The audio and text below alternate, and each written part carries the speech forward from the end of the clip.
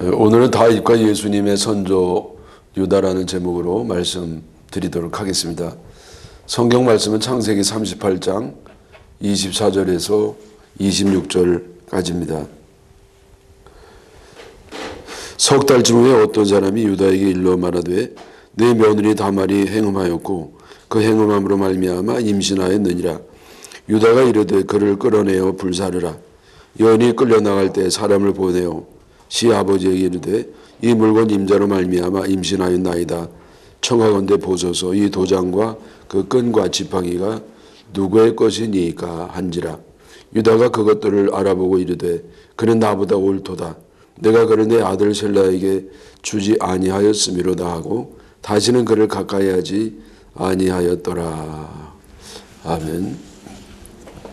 유다는 야곱의 12아들 가운데에 네 번째였습니다. 그러나 유다는 실질적으로 형제 중에 대표 역할을 하였습니다. 야곱의 맏아들이었던 르우벤은 우유부단하고 유약한 성격의 사람으로서 리더로서는 부적합한 그런 사람이었는데 아버지 야곱의 첫 비라와 불륜을 저질러서 장자권을 박탈당하였습니다. 르우벤은 그 이후에도 자신의 장자권을 주장하면서 사사건건 트집을 잡는 이스라엘 역사에 발목 잡는 찌질한 인물이 되었습니다. 둘째 시므온은 성격이 조급하고 매우 모질었습니다. 그 여동생 디나가 세겜 사람에게 성적으로 폭행을 당했을 때에 속임수를 써가지고 세겜 사람들을 완전히 몰살시키는데 주도적인 역할을 했던 사람이었습니다. 그 이후에 이 시므온은 별 존재감이 없는 그런 사람이 되었습니다. 셋째는 레위였습니다. 이 레위는 모세라고 하는 위대한 인물을 배출하기도 했고요. 또 이스라엘 지파 가운데 유일하게 이렇게 하나님을 섬기는 일을 전담하는 그런 참 지파였습니다마는 초창기에는 시몬과 함께 그 세겜 족속을 아주 잔인하게 몰살시키는 데에 앞장섰던 사람이었습니다. 이 일 때문에 이 세겜에서 정착하려고 하는 야곱의 계획이 무산되었고요. 그 이후에 떠돌이 생활을 하게 되었는데 야곱은 이 일 때문에 그 레위를 아주 미워하게 되는 그런 계기가 되었던 것입니다. 그리고 네 번째가 유다입니다. 유다는요, 이 앞에 있던 세 형제와 달리 굉장히 성실한 사람이었습니다. 용감했고요, 또 책임감이 강했습니다. 그뿐만 아니라 희생 정신도 강해서 리더로서는 적합한 인물이었습니다.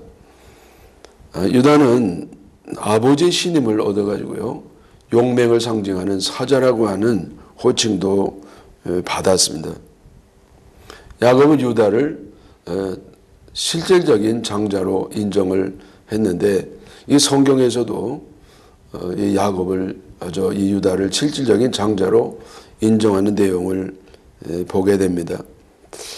그 마태복음 1장 2절에 보면은요, 야곱은 유다와 그 형제를 낳고 그렇게 되어 있습니다. 이 성경은 예수님의 족보 그 선조들의 이야기 쭉 기록되어 있는데요. 대개 그 누구를 통해서 이어내려냐면은 장자를 통해서 이어내려옵니다. 그래서 이 야곱이 르벤을 낳고 뭐 이렇게 내려야 되는데 르벤이 아니라 유다. 그러니까 야곱은 유다와 그 형제를 낳고 그렇게 되어 있습니다. 그래서 다른 형제를 제쳐놓고 유다가 실질적인 장자 역할을 하는 것으로 하나님께서도 인정하고 있습니다. 유다의 후손이 유다 지파가 되지 않겠어요? 그런데 이 유다 지파는요, 출애굽한 이후에 이스라엘 여러 지파 가운데 가장 많은 인구가 되었습니다. 그래서 그 인구조사 결과가 74,600명이었는데 제가 말씀드린 것처럼 이스라엘 지파 가운데 가장 큰 지파가 되었던 것이었습니다. 그것은 그만큼 유다 지파가 적응력과 능력이 뛰어난 지파였던 것을 보여주고 있습니다. 이스라엘 백성들이 이 광야를 누리고 다닐 때 대형을 갖추고 다녔습니다. 그래서 그 법궤를 중심으로 해서 12지파가 삥 둘러서 계란 노른자를 흰자가 감싸듯이 그렇게 앞장서 나갔는데 그 맨 앞에 선 지파가 유다 지파였습니다. 그래서 유다 지파는요, 한 번도 가보지 못한 이 광야를 다니는 동안에 온갖 위험한 일과 어려운 일을 맨 땅에 헤딩하듯이 가장 먼저 맞닥뜨리면서 이겨내야 했습니다. 전쟁이 일어나면 무수한 전쟁을 치렀죠. 가나안 정복하기 위해서. 그래서 그때에 최정방 선발 부대가 되어가지고요. 그리고 화살 맞이가 되어서 목숨을 걸고 싸웠습니다. 그러나 이 유다는요, 한 번도 왜 우리만 이런 어려운 일을 겪어야 되느냐, 왜 우리만 희생해야 되느냐, 그런 불평이나 불만을 하지 않고 솔선수범하면서 그 어려운 일을 모범적으로 잘 감당해 내었습니다.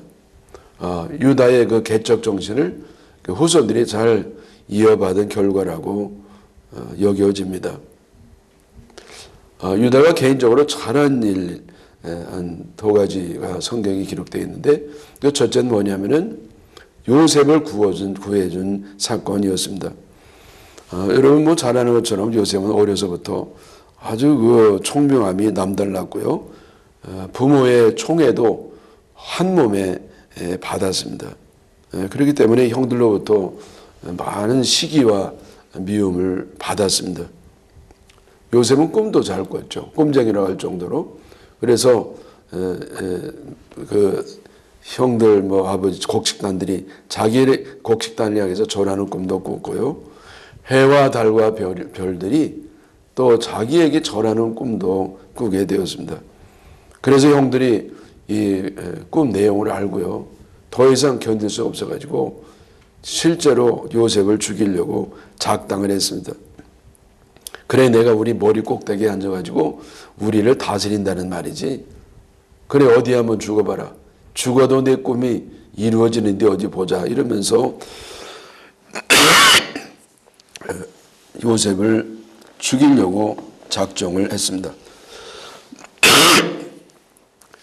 맏형 르벤은요, 맨 처음에 뭐 이게 동생 요셉을 죽이는데 가담했다가 나중에 생각해 보니까 좀 지나쳤다고 생각이 돼가지고요, 동생들을 만류했습니다. 뭐 우리가 요셉을 죽일 것까지 있겠느냐. 그러나 동생들이 너무나 마음이 확고했기 때문에 할 수 없이 르벤이 양보하면서 이렇게 말합니다. 그러면 우리가 그 요셉을 죽이지만은 우리 손에 피를 묻히지는 말자. 그래서 그 저 마른 그 웅덩이 그 우물에 그냥 요셉을 집어넣고 굶겨 죽이자, 그렇게 얘기를 했습니다. 그래서 요셉을 구덩이에 잡아놓고 이제 밥을 먹고 있었는데 그 밥이 넘어가는지 모르겠어요. 그러니까 이때 밥을 먹고 있는데 저 멀리서 미디안 상인들이 오는 겁니다. 그래서 그 내심 그 유다가요, 유다도 이제 형 르벤과 같은 생각을 갖고 있었죠. 어떻게 하면 그 동생들 마음을 돌릴 수 있을까 그러다가 이 기회를 활용해 가지고 기지를 씁니다. 얘들아, 우리 뭐 형님들 뭐 꼭 우리가 저 요셉을 죽여야 되겠습니까? 우리 앞에 보이지만 않으면 되지. 안 보이면 될 거 아닙니까? 그러니까 저 상인들에게 요셉을 팔아버리고 그러면 돈도 생기고 또 요셉도 더 이상 보지 않고, 그래서 일거양득이 아니겠느냐, 그러면서 잘 말을 했습니다. 그래서 뭐 그 형제들이 그렇게 하자고, 그래서 요셉은 그 구덩이에서 이제 나와가지고 그 애굽의 노예로 팔려가면서 이제 결국 요셉의 애굽의 총리까지 되는 그런 하나님의 그 은혜를 잊게 되었습니다. 사람들이 하는 일은 둘 중에 하나라고 볼 수 있어요. 하나는 살리는 일이거나 혹은 죽이는 일입니다. 무너뜨린 일이거나 세우는 일입니다. 그런데 누가 살리고 세우는 일을 하느냐? 그게 하나님이 하신 일이거든요. 그래서 하나님의 자녀들이 그런 일을 하고요. 누가 망가뜨리고 죽인 일을 하느냐?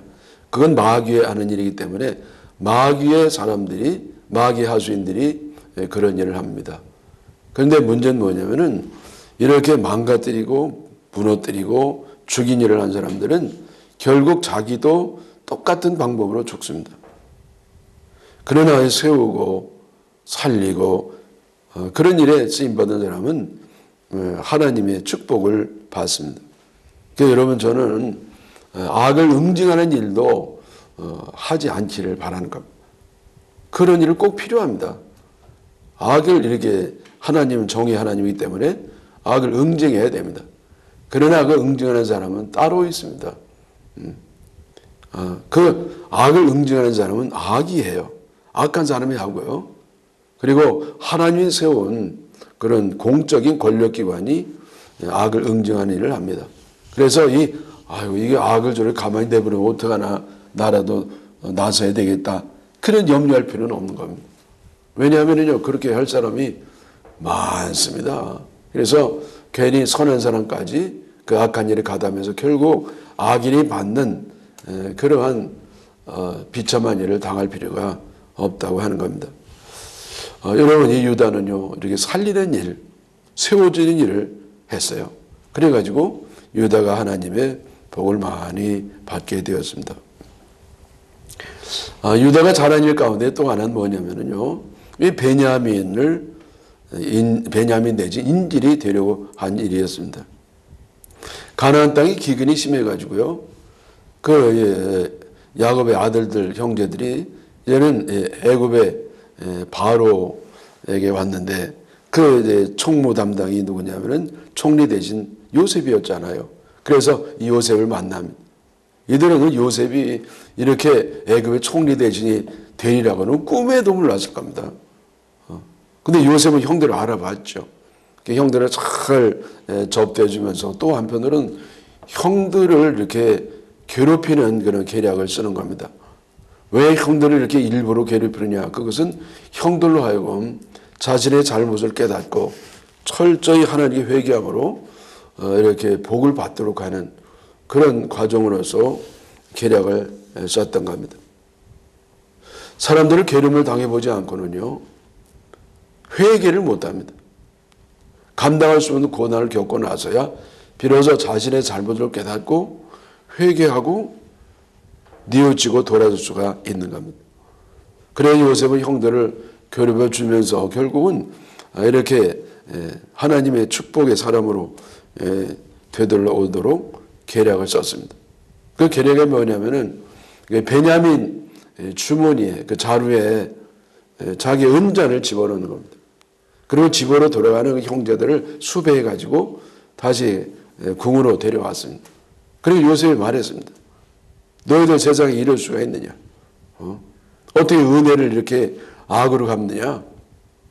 무슨 얘기냐고. 내 은잔이 없어졌단 말이야. 아마도 너희들이 가져가기에 틀림없을 것 같으니까 다 자료를 펴보라고. 우리는 절대 그런 일이 한 일 없다고. 근데 이제 그걸 살펴보니까요, 은잔이 나온 겁니다. 베냐민 자루에서 은잔이 나왔어요. 그래서 이 형들로서는요, 참 기절초풍할 노릇이죠. 이제는 꼼짝없이 죽게 됐습니다. 근데 그 요셉이 뭐라고 하냐면, 너희들 다 여기 남는 게 아니라 너 죽이지도 않아, 남지도 않아. 다 돌아가. 다만 은잔을 가져가려고 했던 베냐민 그것만 남으라. 근데 여러분, 이것은 더 안 좋은 일이잖아요. 왜냐하면 아버지가 돌아가셔요. 아버지가 라헬을 통해서 이 바로 요셉하고 베냐민만 낳았잖아요. 근데 요셉은 야곱이 생각하기를 행방불명된 것으로, 그리고 짐승에 잡혀 먹힌 것으로 알고 있었습니다. 하나는 게 베냐민인데요. 그 베냐민에게 정을 붙이면서 간신히 그 생명을 이어가고 있는데 그 베냐민만 또 애굽에 또 인질로 남는다고 그러면은요. 그 아버지는 정말 돌아가실 가능성이 많았습니다. 이 위기의 순간에 유다가 나섭니다. 그 옛날 가나안 시절에 요셉이 죽을 위기에 있을 때 기지를 사용해서 요셉을 살려준 유다가 이번에도 또 유다가 나타나서 베냐민과 아버지를 위해서 기지를 발휘하게 되는 겁니다. 요셉에게 유다가 말했죠. 이 베냐민만은 꼭 집에 가야 돼. 만약에 이 베냐민 집에 못 가면 아버지 돌아가십니다. 그러니까 베냐민 대신 제가 유다가 인질로 남아있을 테니까 다른 형제를 보내주시고 나를 인질로 삼아주세요. 이 소리를 들은 요셉이요 너무 마음이 아파가지고 저 뒤에 들어가서 울고 나와가지고요 내가 바로 요셉이라고 그걸 밝히는 결과가 되었습니다. 이처럼 유다는요 자기 형제들이 그리고 이 가족들이 민족이 위기에 처했을 때 희생정신으로 가족과 나라를 구한 사람이었습니다. 여러분 왜 우리나라에 이렇게 어려운 지경이 됐습니까? 이렇게 잘 나가던 이 나라인데요. 왜 요즘 이렇게 어렵습니까? 그것은 말로만 나라를 위한다고 하지 유다처럼 실제적으로 희생하는 사람이 없기 때문입니다. 여러분 지금이라도요 누구든지 정말 희생하려는 사람이 있다고 하면 이 나라는요 다시 회복이 되고 부강한 나라, 존경받는 나라가 되는 줄 믿습니다. 그러나 여러분 이렇게 훌륭했던 유다도 실수한 경험이 있었습니다. 유다가 한 20살쯤 되었을 때요. 이 가나안 여인인 수아의 딸과 결혼을 했습니다. 여러분 이 가나안 여인하고 결혼한 것이 벌써 문제였습니다. 그리고 그 가나안 여인과 사이에서 아들 셋을 낳았죠. 엘, 오난, 셀라 3형제였습니다. 근데 그 중에 이 둘 엘과 오난은요 일찍 죽었습니다. 엘은 하나님 볼때 너무 악했기 때문에 하나님이 직접 죽이셨어요. 그리고 오난은요 죽은 형을 대신해 가지고 형수에게 들어가 가지고 자손을 이어줘야 되는데 그것을 거절했기 때문에 또 하나님께 죽임을 당했습니다. 여러분이 오난이 죽임당한 것을 좀 너무한 것 같지 않습니까? 뭘 그 형수에게 들어가서 후손을 이어주지 않는다고 해서 이렇게 죽임당하면 뭐 죽임당할 사람이 얼마나 많겠습니까? 아마도 제 생각에는 생명에 관련된 것을 하나님이 심각하게 다루신 것 같습니다. 자 이제 남은 아들이 셀라인데요. 그러면 이제 엘도 죽었고 오난도 죽었고 셀라만 남았기 때문에 셀라를 며느리 다말에게 주어가지고 그 대를 잇도록 해야 되는데 유다가 셀라를 주지 않는 거예요. 왜냐하면 벌써 두 아들을 잃었는데요. 셀라마저도 잃을까봐 걱정이 돼가지고요. 그 셀라가 아직 어리니까 크면 주겠다고 그러면서 커도 주지를 않았습니다. 그랬더니 며느리 다말이요. 눈치를 챘어요. 유다가 정말 아들을 자기에게 줄 의향이 없는 모양이라 그렇게 확신이 선 다음에 이 며느리는 꾀를 씁니다. 창녀처럼 꾸미고요. 이제는 유다를 깨워가지고 동침하고 후손을 잇게 되었습니다. 자, 며느리 다말이요. 그 유다와 잠을 자는 석 달쯤 되었을 때에 사람들이 먼저 그 며느리 다말이 임신한 것을 알게 되었습니다. 여러분 뭘 알면 남들이 먼저 알아요. 그랬더니 사람들이 유다에게 알렸죠. 당신 며느리가 이렇게 행음한 거 아느냐? 너 한번 알아봐. 그래서 이 유다가 알아봤더니 아니 세상에 그 며느리 다말이요. 아기를 가진 거예요.